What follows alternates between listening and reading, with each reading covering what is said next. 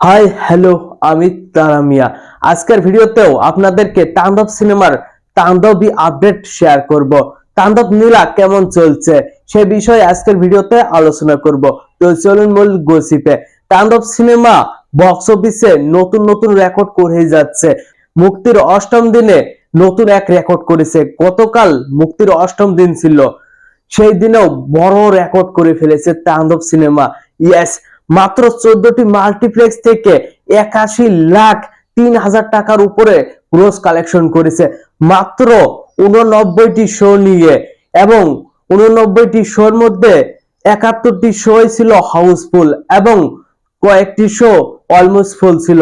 তাহলে ভেবে দেখুন তাণ্ডব কি ধরনের তাণ্ডব চালাচ্ছে মাল্টিপ্লেক্স গুলোতে। মাত্র 14টি মাল্টিপ্লেক্সে এত বড় কালেকশন। তাণ্ডব সিনেমা কিন্তু সেই সাথে 5 কোটির ঘরে প্রবেশ করেছে। 5,76,00,000 টাকা বক্স অফিস গ্রস কালেকশন করেছে মাত্র 14টি মাল্টিপ্লেক্স থেকে মুক্তির 8 দিনে।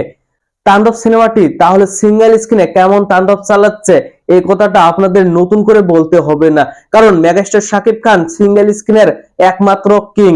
সেখানে কারো সিনেমায় মুক্তি পায় না, সে একাই রাজত্ব করে যাচ্ছে সিঙ্গেল স্ক্রিনে।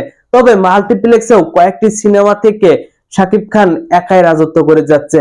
তো ভিউয়ার্স, এই পুরো ভিডিও নিয়ে আপনার কোনো মতামত থাকলে অবশ্যই কমেন্ট বক্সে জানাবেন।